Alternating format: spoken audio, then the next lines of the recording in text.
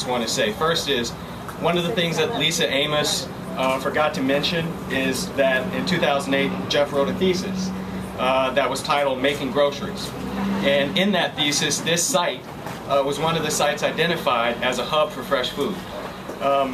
One of the recommendations, because I'm also an MIT alum, I have access to his thesis, which I read a part of last night. One of the recommendations of that thesis was that cities should publicly invest in fresh food hubs. And I think, that was 2008. There was also some talk in your thesis about government not being responsive. And I think today it's 2013 and we've come a long way, where government is actually investing in fresh food hubs and the revitalization of communities just like this. So I'd just like to take a moment and say that we are proud to participate and provide gap funding for this project through our Commercial Corridor Revitalization Program in partnership with the Fresh Food Retailers Initiative from the city. And this was a fairly complicated and complex transaction, as Lisa very well knows, going back and forth on this for a while.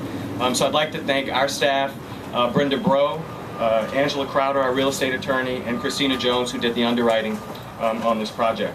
Our board members with their leadership, Jim Singleton, our chairman, Carl Connor, who's the chair of our Land Assembly Committee, who really made this project happen. And finally, in closing, something the mayor said at the State of the City, I think really is important to think about the Redevelopment Authority and the city's investment in projects like this. Neighborhoods are more than just a collection of houses. There's retail strips, there's parks, there's playgrounds, there's all these things that make up a neighborhood. And this is one piece of the puzzle. A few blocks over we have the Lafitte Corridor, and other projects around here that are really going to help transform this community. The last thing I'll say is, I'm a resident of Mid-City. I live in Faubourg St. John, and for the past 4 years, I've driven down this street and past this site every day on my way to work. The mayor has charged us to be very tough on commercial blight, and as Jeff can attest to, we actually had a blight judgment on this property.